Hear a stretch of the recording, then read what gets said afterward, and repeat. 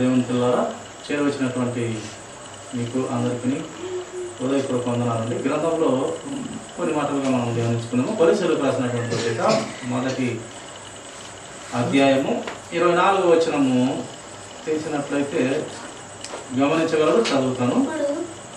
ఇప్పుడు మీ కొరకు నేను అనుభవించుచున్న శ్రమలయందు సంతోషించుచు సంఘము అను ఆయన శరీరము కొరకు క్రీస్తు పడిన పాటలలో వధువైన వాటి యందు నా వంతు నా శరీరము సంపూర్ణము చేయుచున్నాను. ఎంత విలువైన మాట అంటే ప్రియులారా, గ్రంథంలోనే నిజంగా చాలా శక్తి కలిగినటువంటి మాట.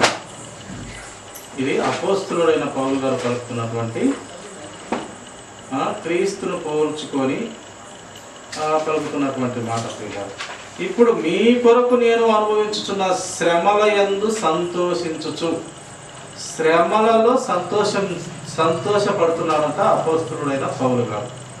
యేసుక్రీస్తు ప్రభువారు కూడా ఏం జరిగిందంటే, యేసుక్రీస్తు ప్రభువారు కూడా ఆయన ఏ తప్పు, నేరము, పాపము, దోషము, కలంకము, చూపుతోనైనా, మాటతోనైనా, నడకతోనైనా, ఏ విధము చేత అయినా కూడా ఆయన పాపము చేయలేదు, పాపంగా నడుచుకోనలేదు.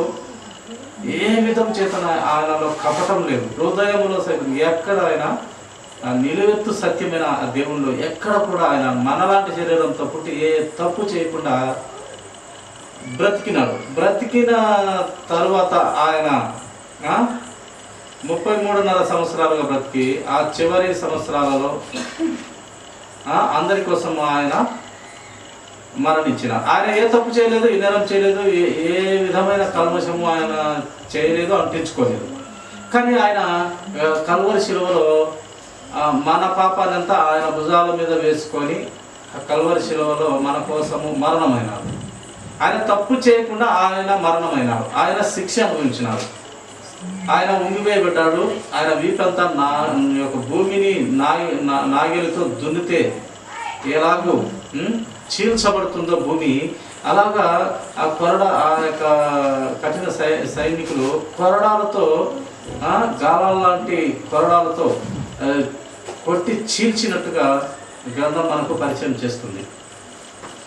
కానీ నోరెత్తినాడా? నేను తప్పు చేయలేదని అన్నాడా ఏమన్నా? కనీసము ఇంకా మాట అనకపోగా, తండ్రి వీరేం చేయించున్నారో వీరు తెలియదు కనుక వీరిని క్షమించమని అని చెప్పినారు. నిజంగానే ఆయన అన్న మాటలో గొప్ప అర్థం ఉంది. ఏమి అర్థం అంటే, నిజంగా ఆయన ప్రాణం పెట్టుట లేక ఆ యొక్క శ్రమలన్నీ అనుభవించడం ఎవరి కోసం అంటే మన కోసమే. అక్కడ వారు శిక్షలు వేస్తున్న వారు కూడా కాళ్ళతో తన్నిండొచ్చు, చేతులతో, చెంపలతో ఈ రకం చేయలేదనుకున్నా పలు విధాల శిక్షలు వేసినారు ఆయన. అన్ని శిక్షలు పడుతున్నప్పటికీ ఇది వారి కొరకని వారికి తెలియదు. ప్రభువా తండ్రి, నేను పడుతున్న ఈ శ్రమలు, ఈ పాటలు, ఈ రక్తం చిందించుట, ఈ రక్తము వారి కోసమని వారికి తెలియదు, వారిని క్షమించు. వారేమో విపరీతమైన శ్రమలతో, బాధలతో గురి చేస్తున్నారు. మాటలతో కూడా, సూటిపోటి మాటలతో కూడా ఆయనను ఇబ్బంది పెట్టారు, బాధ పెట్టారు. ఇన్ని చేస్తూ ఉన్నారు. ఆయన ఆ శ్రమలలో వాటిలో తృప్తి ఎదుర్కొన్నాడు పిల్లలు.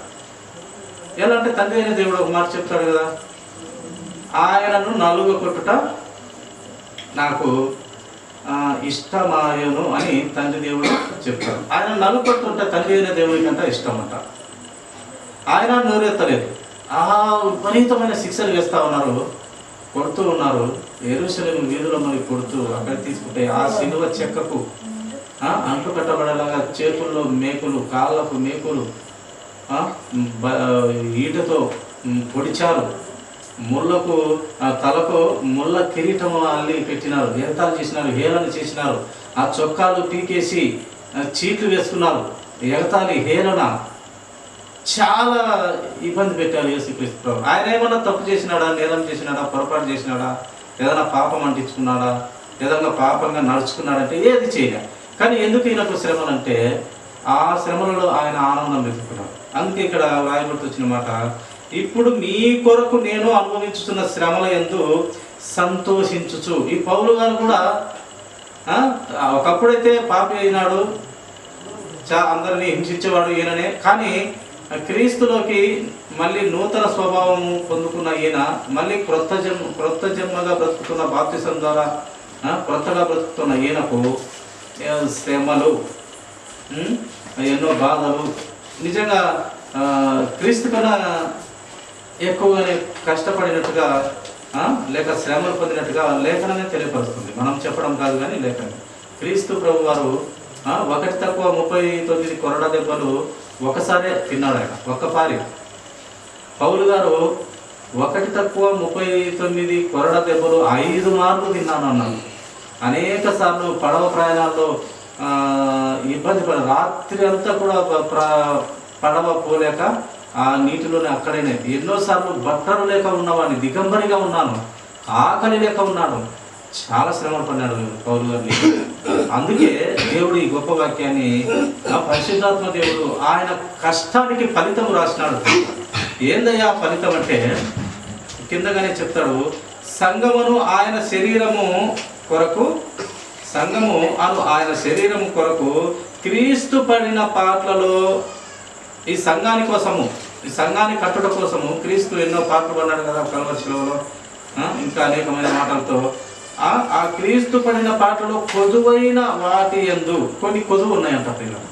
ఆ కొదువ ఎవరు చేసినారు? ఆ కష్టాలు, ఆ శ్రమలు, ఆ బాధలు, ఇరుకులు, ఇబ్బందులని ఎవరు చేసినారంటే పౌలు గారు. క్రీస్తు పడిన పాటలలో కొదువైన వాటి యందు నా వంతు నా శరీరమందు సంపూర్ణము చేర్చున్నాడు. పౌలు గారి యందు, పౌలు గారి శరీరమందు ఆయన వంతు క్రీస్తు పడిన పాటలలో కొన్ని కొదువ పెట్టినాడంట ప్రభువారు. ఆ కొదువ శ్రమలు పౌలు గారు అనుభవించారు. కనుక ప్రియ సహోదరి సహోదరుడా, నీ నా జీవితాలలో శ్రమలు, ఇరుకులు, ఇబ్బందులు, బాధలు, హాస్పిటల్ అనారోగ్య పరిస్థితిగా వస్తాయి. ధైర్యంగా మనకు వాక్యం నేర్పిస్తున్నది. ఏమి వాక్యం నేర్పిస్తున్నది? దేవుడు చెప్తున్నటువంటి అనేక మాటలు చెప్పినాడు దేవుడు. కానీ నీకు ఇరుకులు, ఇబ్బందులు, బాధలు, శ్రమలు వచ్చినప్పుడే నువ్వు ఆనందంగా ఉండము, ఆనందం వెతుక్కో దాంట్లో అంటున్నాడు. మనకు దేవుడు నేర్పిస్తుంది అదే. ఇక్కడ కూడా పౌలు గారు అంటున్నారు, ఇప్పుడు మీ కొరకు నేను అనుభవించున్న శ్రమల యందు సంతోషించుచు. శ్రమలలో సంతోషించాడంటండి. మనం కూడా అదే నేర్చుకోవాలి. క్రీస్తుని ధరించుకోవడం అంటే ఆదివారం వచ్చేది బైబిల్ సంఖ్యలో పెట్టుకొని పోవడం కాదు. చాలా విషయాల్లో మారాల మనిషి. ప్రతిరోజు వాక్యంతో మారాల, మార్పు కలగాల, దిద్దుకోవాల. ఎందుకు మనము ప్రతిరోజు అవసరమా విశ్వాసకి అంటే? ప్రతి క్షణము అవసరమే, రోజు కాదు, ప్రతి క్షణము అవసరమే. ఎందుకంటే అలాంటి పాపపు లోకంలో, ఈ పాపాన్ని ఏలుతున్నటువంటి వాడు అపవాదిగాడు అట్టి క్రియలతో మనల్ని లోపరుచుకుంటాడు. వాడు గర్జించు సింహం వలె నీతిమంతుడు ఎవడా ఎక్కడ అని మరి వింగనికి ట్రై చేస్తాడు. వాడు పాపంలో ఉన్నవాడిని మరి పట్టించుకోడు. వాడు ఆల్రెడీ నా బిడ్డే, నాకు బానిసై నా కాళ్ళ కింద బ్రతుకుతున్నటువంటి బిడ్డ ఈ వ్యసనపరుడు. వాడు తాగుట్లో వ్యసనపరుడు అయినా పర్వాలే, ఏ దానికైనా డబ్బుకు వ్యసనపరుడు అయిపోతాడు. ఒక్కొక్కడు వ్యభిచారంలో బానిసైపోయి ఉంటారు, ఆడవారు కానీ మగవారు కానీ. ఒక్కొక్కడు తాగే దాంట్లో బానిసైపోయింటాడు. ఒక్కొక్కడు బీడి తాగని వారికి ఒంటికి రొంటికి కూడా పోలేడు, బానిసైపోయినాడు. ఎవడయ్యా ఈ బానిసత్వానికి బానిసం చేసేదంటే ఈ అపవాదిగాడు. వాడు దాంట్లో పూర్తి బానిసం చేసేస్తాడు. దాంట్లో నుంచి బయటపడాలంటే ప్రభు ఆత్మ వాని మీద బలంగా ఉంటే కానీ బయటపడలేదు. కనుక శ్రమల యందు సంతోషించుతున్నాను అంటున్నాడు. శ్రమలలో సంతోషం వెతుకుతున్నాడంట ఆయనకు మనకు మాదిరి చెప్తున్నాడు. అందుకే పౌలు గారు సామాన్యమైన వ్యక్తి కాదు. క్రీస్తులాగా బ్రతుకుతున్నానయ్యా నేను, మీరు నాలాగా బ్రతకండి. క్రీస్తు లాగా పూర్తిగా మారిపోయాను నేను.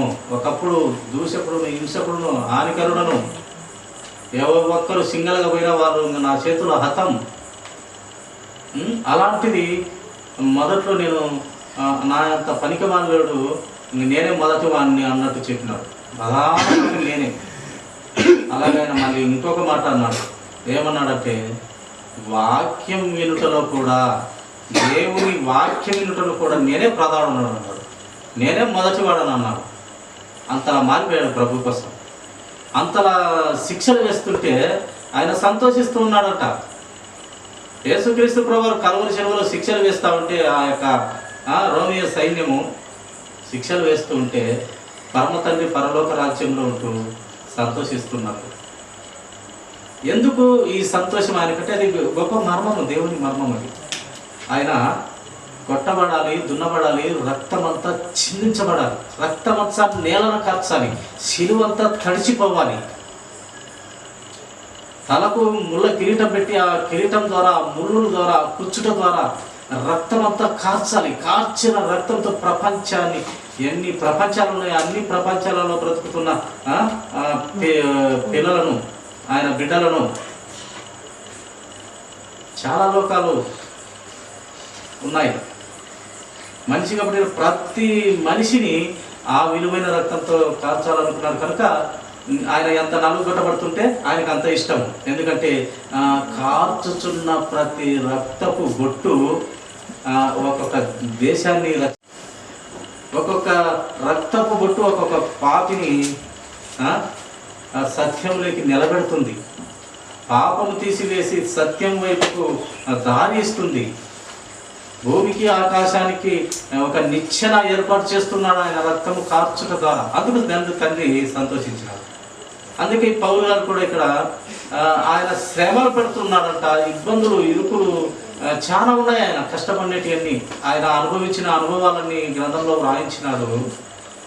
దాంట్లో సంతోషం వెతుకుతూ ఉన్నాడంట పిల్లలు. కనుక అంత గొప్పగా మారిపోయిన పౌలు గారిలో యేసుక్రీస్తు ప్రభు వారే స్వయంగా కొన్ని కొద్దువ పనులు అప్పచెప్పినాడు.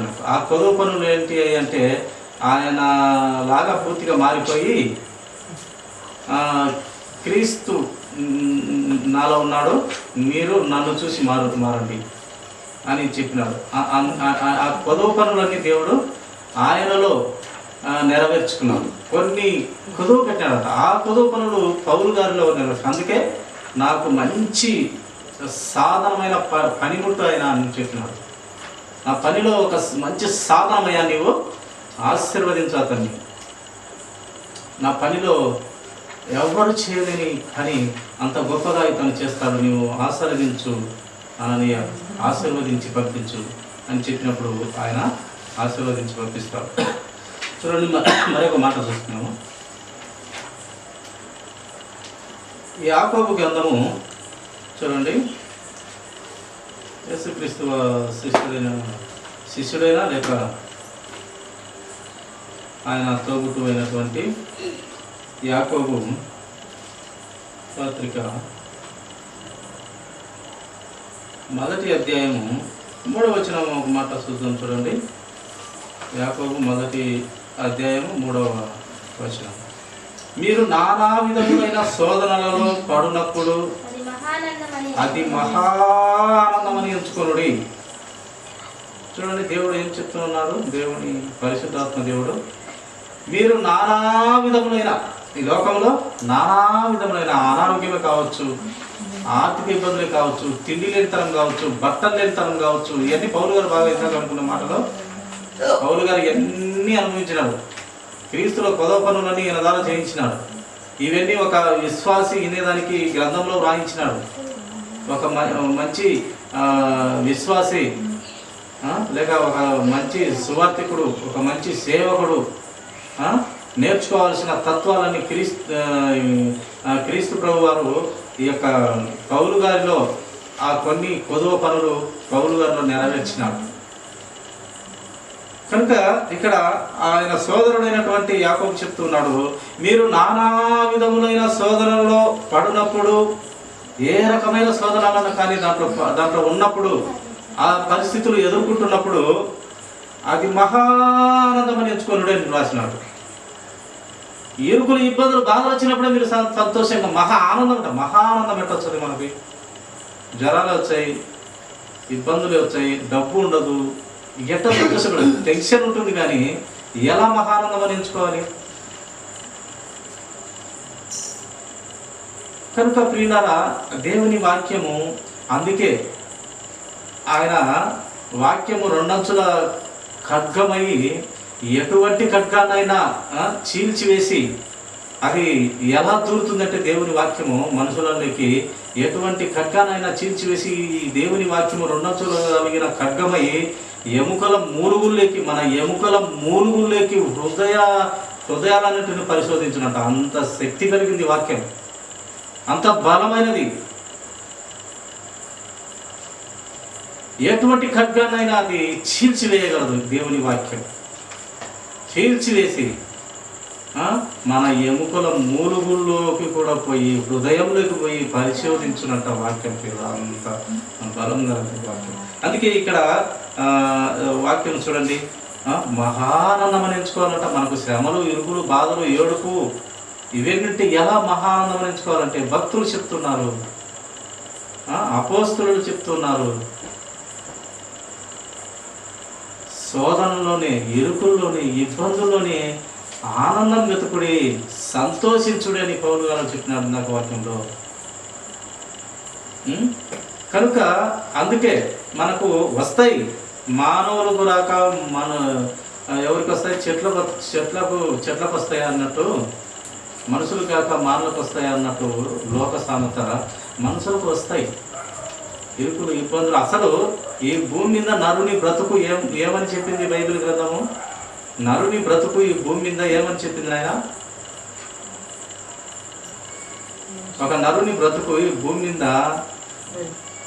రాజులు యుద్ధం చేసుకుంటే, కత్తులు తీసుకొని, డాలు తీసుకొని యుద్ధం చేసుకుంటే ఎలాంటి పరిస్థితి కనపడుతుంటుందో యుద్ధంలో, అలాంటి పరిస్థితి అంట మనిషి జీవితం.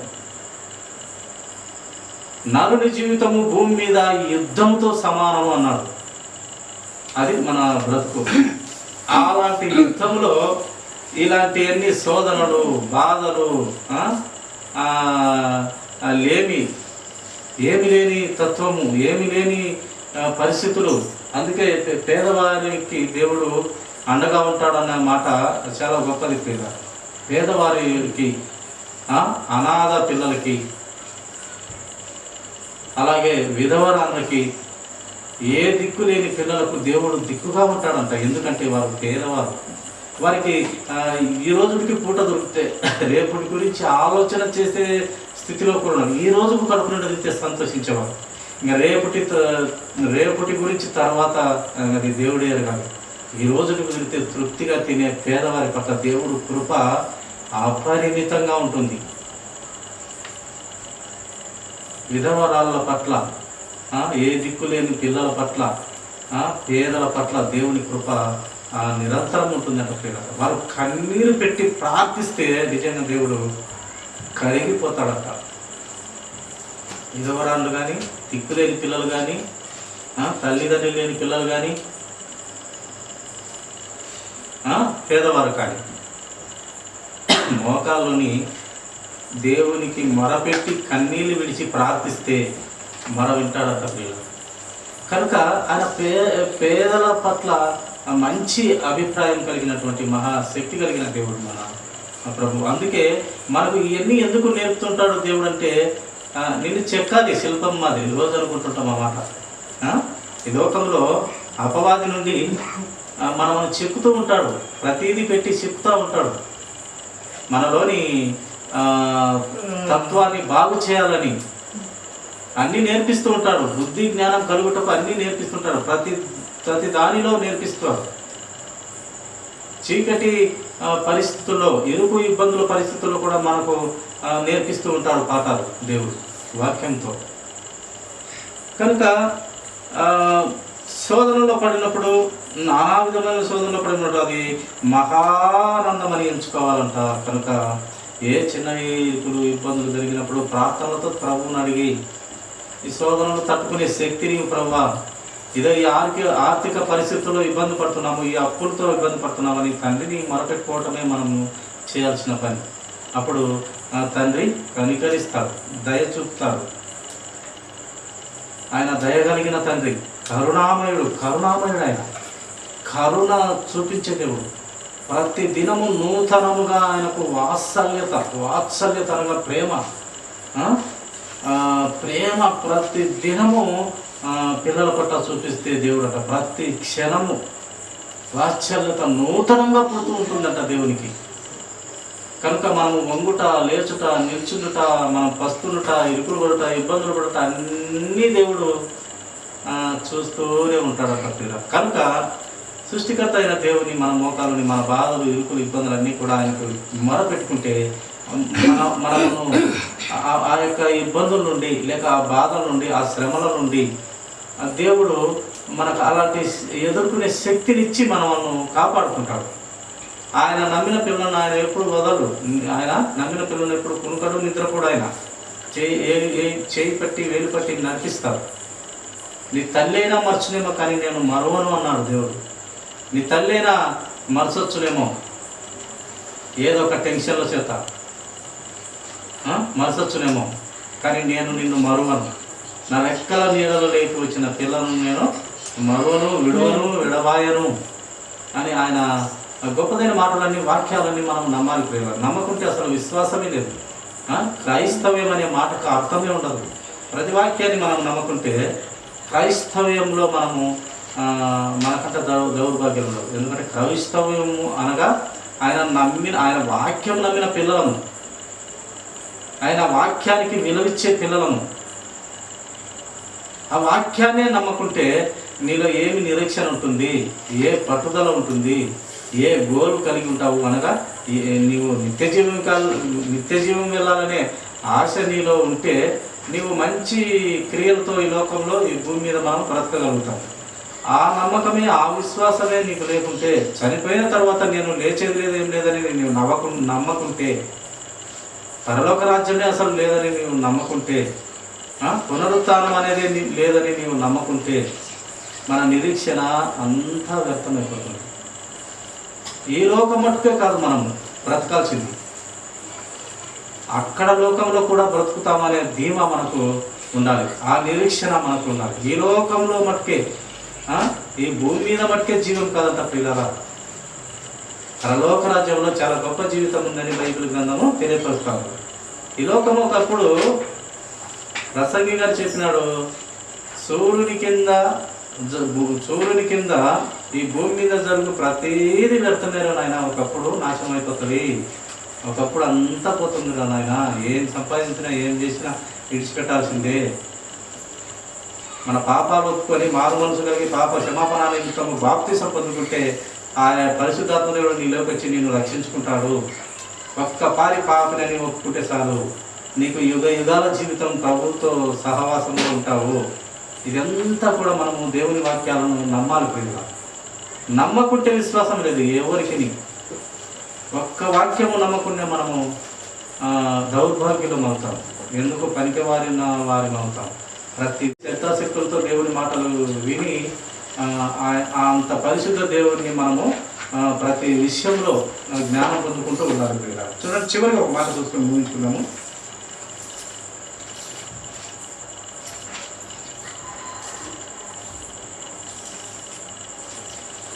హెబ్రీయులకు రాసినటువంటి పత్రిక 12వ అధ్యాయము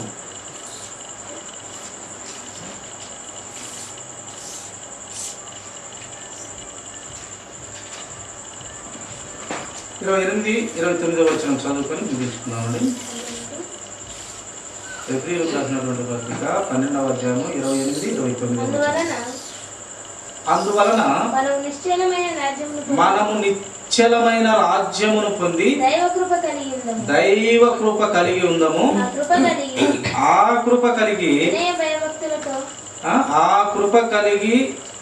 వినయ భయభక్తులతో దేవునికి ప్రీతికరమైన సేవ చేయుదము.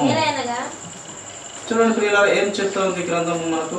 పరిశుద్ధ ఆత్మ దేవుడు ఆ నిశ్చలమైన రాజ్యం కొరకు దైవ కృప కలిగి ఉండాలి. దైవ కృపను పొందుకొని ఆ కృప కలిగి ఎలా ఉండాలంట? వినయ భయభక్తులతో. వినయము భయభక్తులు దేవుని యందు. ఆయన వాక్యం అంటే భయము భక్తి ఉండాలి. ఒక్క వేసుకుంటాం, ఒక సినిమానే చూస్తాం, ఒక సీరియలే చూస్తాం, ఒక అనరాని మాటే అంటాము. నరులమే బలహీనమే బుద్ధిహీనులమే పనికిమాలి వారమే. కానీ లోకంలో వీటితో సహవాసంలో ఉంటాం మనం. వీటన్నిటిని బయట వేసేది ఏందయ్యా అంటే ఇందాక అనుకున్నట్టు దేవుని వాక్యం అంతే. కనుక ఆ వాక్యంతో పడుతున్న మనము ఎలా ఉండాలా? వినయ భయభక్తులతో దేవునికి ప్రీతికరమైన పనులేవో తెలుసుకొని అట్టి పనులు మనం చేయాలి. మనకు ఆజ్ఞలుగా ఇవ్వబడినాయి దేవుని ప్రీతికరమైన ఆలోచనలు. ఆ యొక్క యేసు క్రీస్తులోని కోటాను కోట్ల మంచి తత్వములు గ్రంథంలో వ్రాయించినాడు దేవుడు. ఎన్ని కోటాను కోట్ల మంచి తత్వములు కలిగిన యేసయ్య,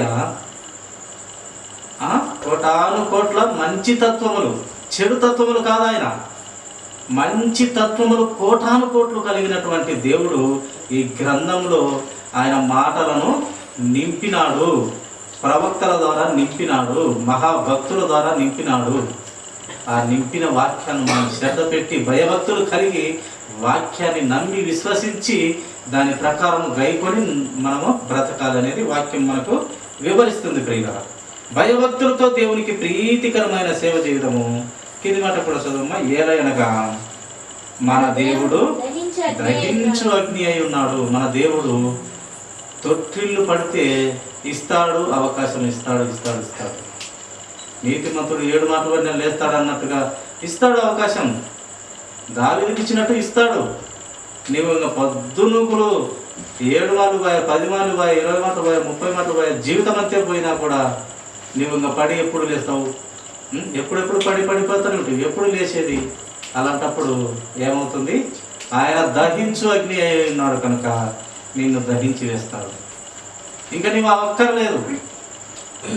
మంచి ఫలాలు ఇవ్వని చెట్టు ఏర్ల దగ్గర ఏమించబడింది ఆయన? మంచి ఫలాలు ఫలింపని ప్రతి చెట్టు దగ్గర వేర్ల దగ్గర ఏమించబడింది? గొడ్డలించబడింది.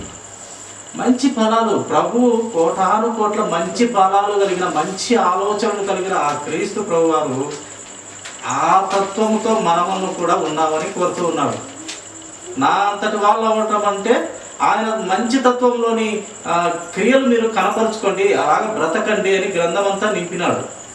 నింపిన వాక్యంతో మనము బ్రతకాలి. ప్రియులారా, భయం ఉండాలి, భక్తి ఉండాలి, శ్రద్ధ ఉండాలి. ఆయన కృపను పొందుకోవాలి. ఆయన ఏమైనా దేవుణ్ణి తెలుసుకోవాలి. ఆయనను ఎంత తెలుసుకుంటే నీవు అంత దీవించబడతావు, అంత రక్షించబడతావు, రక్షణలో ఎదుగుతావు, మెట్టుకు మెట్టు ఎదుగుతావు పౌరులాగా. కనుక ప్రియ సహోదరి సహోదరుల, మన జీవితాలలో ఆయన చాలా ప్రేమైన దేవుని కోటాను కోట్ల తత్వములు, మంచితనములు మనలో కూడా కొన్ని ఆయన మంచితత్వాలను నెరవేర్చుకున్నాము. ఆయన వాక్యం ద్వారా కట్టబడదాము, దిద్దుబడదాము.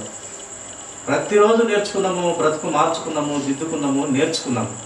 అంతా నాకే తెలుసు అన్న అహంభావము మనం వదులుకొని ప్రతి విశ్వాసి లేక ప్రతి సేవకుడు ఎవరు ఏం చెప్పినా వినాలి. వినగా వేమంట తీయగలుగుతుందంట. తినగా యాపాకు తింటే అది కొన్ని రోజులకు తీయగానే ఉంటుందంట. వినగా దేవుని వాక్యం వినగా మనకు మారు మనసు, రక్షణ, పాప క్షమాపణ, పరిశుద్ధ ఆత్మదేవుని వరము మన హృదయంలోకి పరలోక రాజ్యానికి వారసుడు మాగుటకు టికెట్ ఇన్ని దొరుకుతాయి మనకు. వినగా దేవుని వాక్యము, అది క్రీస్తు మాట వలన మనకు విశ్వాసం కలుగుతుంది. అల్లరి మాటల వల్ల కాదు ప్రియులారా. వినగా క్రీస్తు మాట వలన మనకు విశ్వాసము అధికమవుతుంది. కనుక మనము అతి క్రీస్తు ప్రేమను పొందుకొని ఆయన కోటాను కోట్ల తత్వంలోని మంచి లక్షణాలను మనం కూడా పొందుకొని క్రీస్తులో ఎదుగుదామండి పౌరులుగా. అట్టి స్థితి మనకు అందరికీ దేవుడు దయచేయను గాక. ఈ కొద్ది మాటలు దేవుడు దీవించిన గాక. తలలో వచ్చినట్లయితే చిన్న ప్రార్థన.